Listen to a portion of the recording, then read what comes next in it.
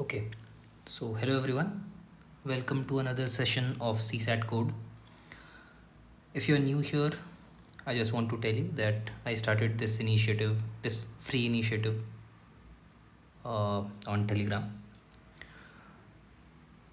This is, of course, a free initiative to guide people uh, so that they can, they are not misleaded or they can actually prepare well for CSAT and crack CSAT.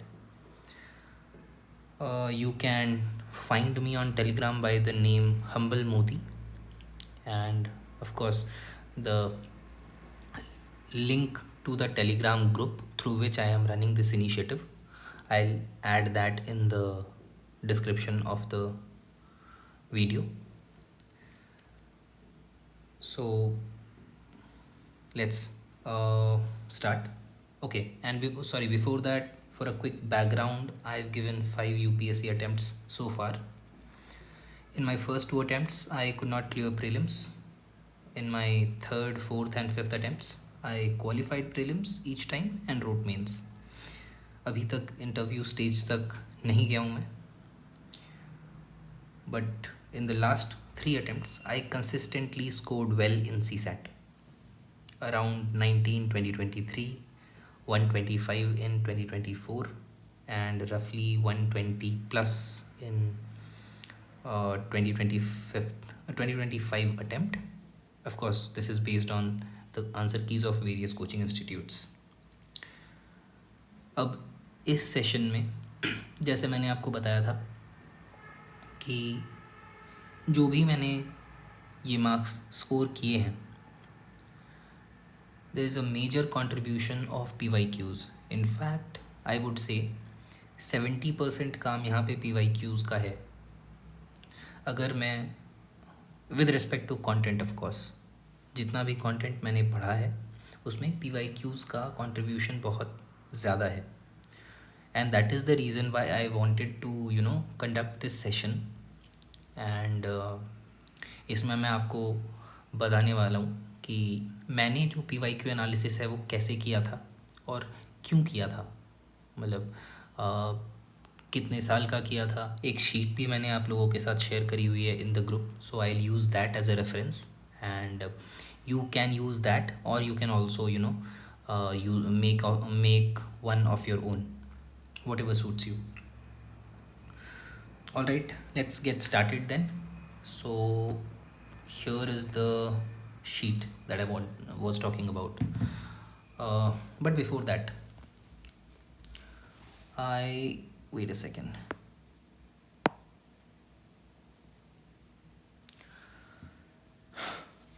तो PYQ analysis के 2 goals हैं हमारे पास. पहला, understand the pattern of questions, right. This is 1. 2,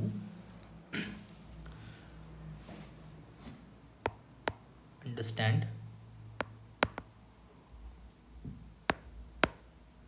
where you should dedicate your efforts more. Basically priority decide करना है, तो prioritisation के लिए. एंड हाँ, ये 2 गोल्स हैं. प्राइमरीली तो यही है ना. End of course third is, एक तीसरा गोल भी है कि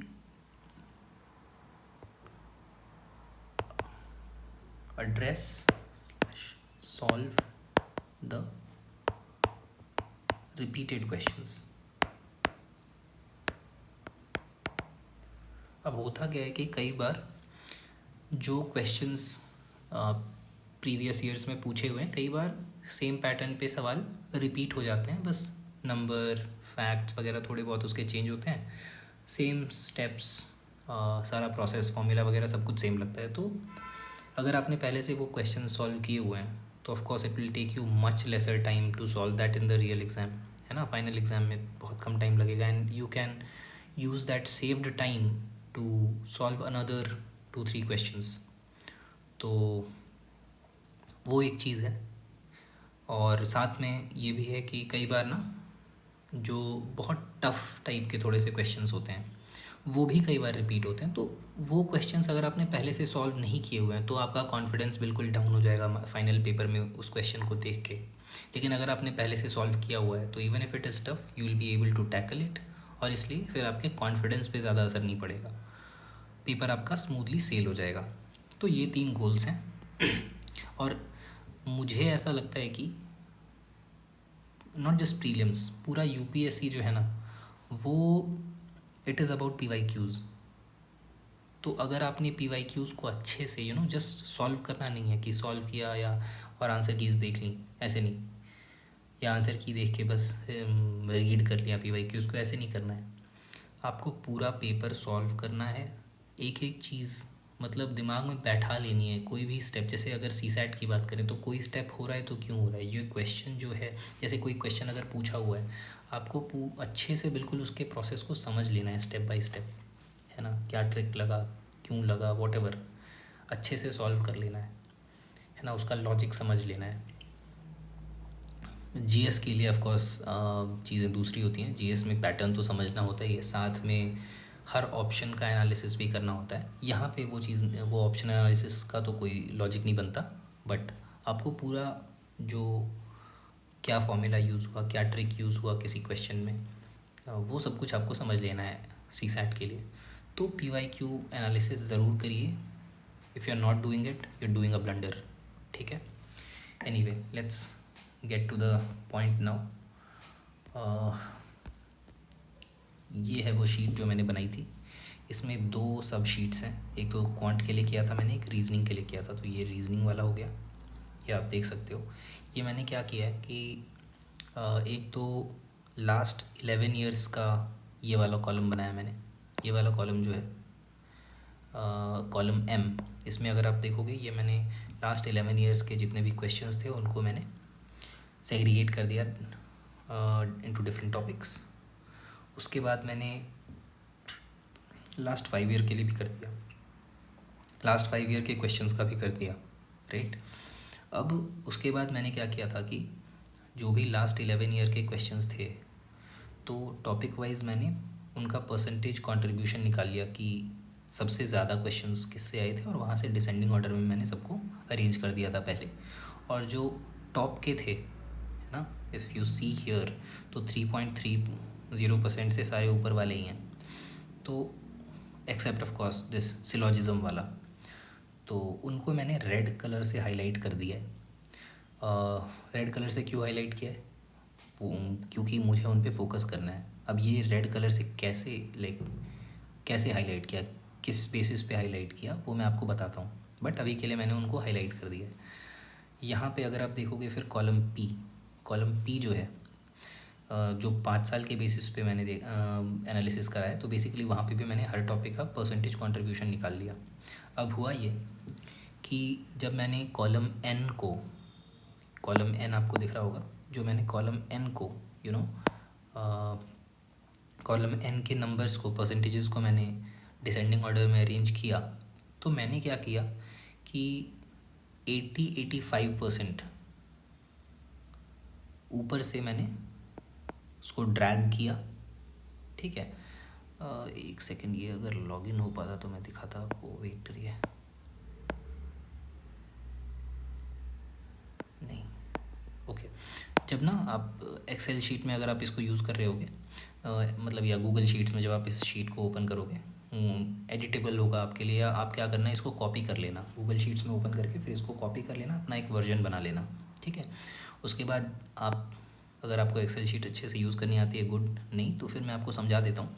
कुछ नहीं करना है, आपको ऊपर से ड्रैग करना है, एक सेल सेलेक्ट करके नीचे ड्रैग करना है, और जब तक 80% सम आपको यहाँ पे बॉटम राइट कॉर्नर में आपको सम दिखता रहेगा, तो आपको देखना है ड्रैग करके नीचे कि सम 80% आया कि नहीं। या सम 80% आ गया, तो उस टॉपिक तक आपको जिस मतलब कि मान लीजिए कि स्टेटमेंट्स जो रो 12 में है स्टेटमेंट्स या क्यूब क्यूबॉइड है, तो क्यूब क्यूबॉइड तक आपने ड्रैग किया और आपका 80% कवर हो गया, परसेंटेज शेयर का सम जो है वो 80% कवर हो गया। तो आपको वहाँ तक ऊपर से लेके वहाँ तक जो है रेड कलर से उसको हाईलाइट कर देना है। देन जाना है आपको कॉलम पी में। फिर कॉलम पी में आपको अगेन वही चीज़, यहाँ पे भी इसका डिसेंडिंग ऑर्डर देखना है, मतलब इसको डिसेंडिंग ऑर्डर में सॉर्ट कर लेना है हाई टू लो। उसके बाद देखना है मोस्टली जो टॉपिक्स होंगे ना, यहाँ पे भी जो 80% वाला यहाँ पे भी देखना है आपको, ठीक है। ऊपर से टॉप वाले से, यानी जो भी सबसे ज़्यादा कंट्रीब्यूशन वाला टॉपिक होगा वहाँ से लेके और सम टोटल आपका जो है परसेंटेज शेयर का वो 80% आना चाहिए। तो जिस टॉपिक तक वो 80% कवर हो जाएगा वहाँ तक जाना है। मोस्ट ऑफ द टॉपिक्स ये कॉलम एन और कॉलम पी के जिसमें 80% जिनका कंट्रीब्यूशन है, most of the topics will be overlapping. एक दो टॉपिक्स ऐसे होंगे जो दोनों में अलग अलग होंगे। तो जैसे अगर आप देखोगे तो पिछले 11 साल, टोटल 11 साल के जितने भी क्वेश्चंस आए हैं उसमें सिलॉजिज्म का कंट्रीब्यूशन जो है वो सिर्फ 4% है।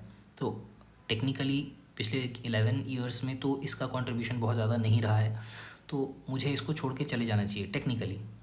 बट फिर मैंने जब 5 साल का कंट्रीब्यूशन, पिछले 5 साल में इसका कंट्रीब्यूशन देखा, तो वो ऑटोमेटिक वो दिख रहा है मेरे को कि अचानक से इनका कंट्रीब्यूशन बढ़ गया है, 12% हो गया है ना। तो इसलिए मैंने इसको सेपरेटली हाईलाइट कर दिया।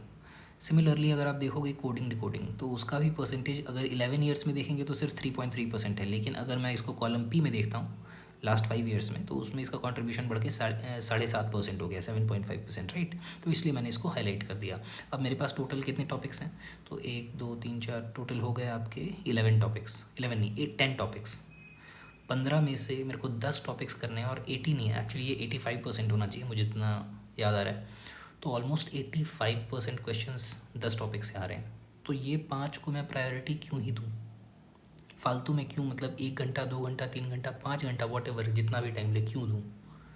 तो इसलिए मेरा अप्रोच यही रहता है कि मैं मतलब पैरेटो प्रिंसिपल अगर आप लोग जानते होगे, most of you would know, मैंने उस प्रिंसिपल से अलाइन करके ही अपना ये बनाया था, मतलब अपना ये लॉजिक बनाया था कि भाई मेरे को 85% वाले टॉपिक्स, 85% क्वेश्चंस जिन टॉपिक्स से आते हैं मेरे को पहले वो टॉपिक्स ख़त्म करने हैं, उसके बाद अगर थोड़ा बहुत टाइम बच जाता है तब मैं करूँगा बाकी टॉपिक्स। तो ये हो गया आपका रीजनिंग का। और इन टॉपिक्स पे आपको ज़्यादा फोकस करना है, ठीक है, इन टॉपिक्स पे ज़्यादा फोकस करना है। अब है कि इससे आपको ये तो पता चल गया प्रायोरिटाइज़ किन टॉपिक्स को करना है, बट आपका स्ट्रेंथ और वीकनेस वो कैसे करोगे। तो देखो यार, इसमें आप देख लो इन टॉपिक्स में कि आपका स्ट्रेंथ कौन सी टॉपिक है, कौन से टॉपिक्स आपके स्ट्रेंथ्स हैं। स्ट्रेंथ है तो मतलब अगर आप यू नो एक डिसेंट अमाउंट ऑफ टाइम भी दे देते हो उसमें कि भाई PYQ सॉल्व करके देख लो, एक्यूरेसी कैसी है समझ में आ जाएगा, बट तो स्ट्रेंथ तो चलो आप लोग मैनेज कर लोगे।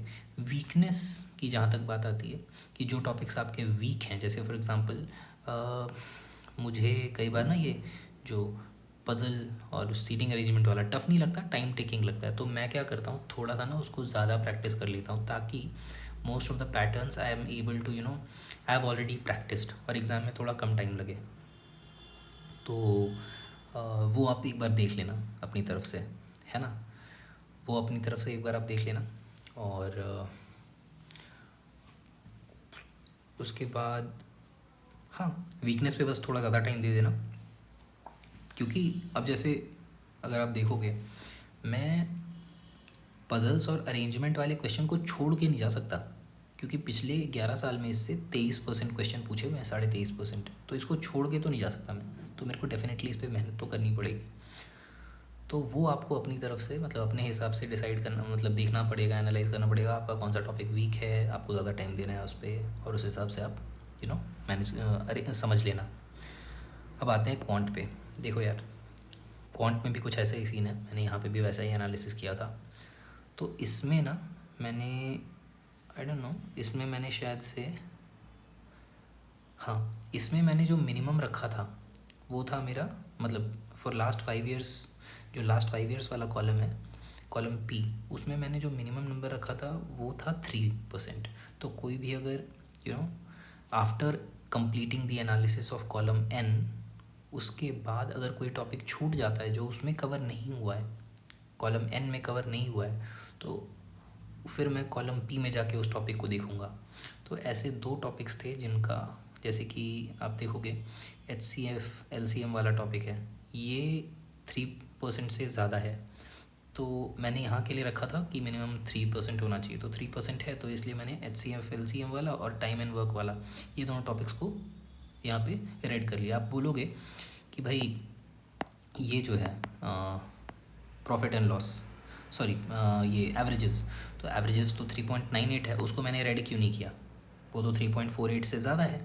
वो इसलिए नहीं किया क्योंकि वो ऑलरेडी यहाँ पे हाईलाइटेड है, एवरेजेस जो कॉलम एन में है वो ऑलरेडी हाईलाइटेड है, तो इसलिए उसको नहीं किया। आप ये भी पूछ सकते हो कि भाई, बोल सकते हो कि भाई 3.87% ही है, ये प्रॉफिट एंड लॉस तो 3.87% है, this is more than of course 3.48%, right. तो 3.87 जो प्रॉफिट एंड लॉस का है, तो प्रॉफिट एंड लॉस को हमने क्यों नहीं स्टडी किया? भाई इसलिए नहीं किया क्योंकि एक तो ऑलरेडी ये बहुत कम है, 3.87 बहुत ज़्यादा नहीं है, राइट। उसके अलावा आप देखोगे तो लास्ट 5 साल में भी इसका कंट्रीब्यूशन कुछ बहुत ज़्यादा नहीं रहा है, 3% से कम ही रहा है, तो इसलिए मैंने उसको इग्नोर कर दिया, है ना। तो यहाँ पे भी वही 85% वाला रूल लगाया था मैंने, आप भी लगा सकते हो, और उस हिसाब से आप अपने मोस्ट मतलब हाईएस्ट प्रायोरिटी वाले टॉपिक्स डिसाइड करके और उस हिसाब से प्रिपरेशन कर सकते हो। ये शीट मेरी बनाई हुई है और इसमें सिर्फ 2024 तक के क्वेश्चंस हैं, ओके।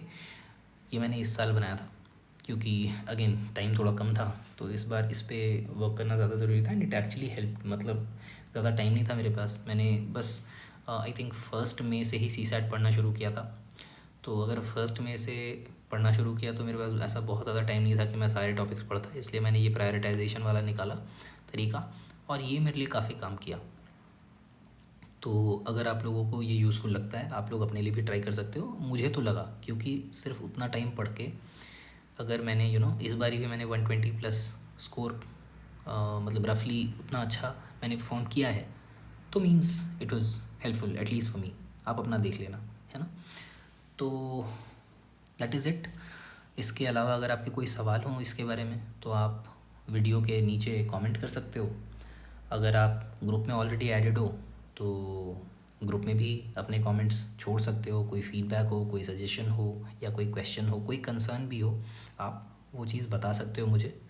और अगर आप ग्रुप में एडेड नहीं हो, if you want to get added to the group, तो लिंक मैं डिस्क्रिप्शन में डाल दूँगा, आप वहाँ से ज्वाइन कर सकते हो, एंड देन ग्रुप में भी पूछ सकते हो। अगर आपको ज्वाइन नहीं करना है, नो प्रॉब्लम, आप आराम से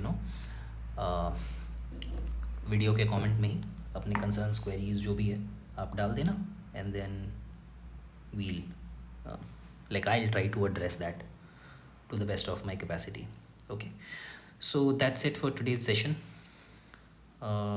The idea was to help you get some clarity on the PYQ analysis. I hope I was helpful, and if I was, तो आप लाइक करके मेरे को बता सकते हो, वीडियो पे कमेंट करके बता सकते हो how you found this helpful or not, like whether you found this helpful or not, क्या सही लगा वगैरह, है ना। Alright, I will see you in the next session where I will see हम और क्या टॉपिक डिस्कस कर सकते हैं अगले सेशन में, है ना। Until then stay focused, keep your calm, and you will do good. Have a good day.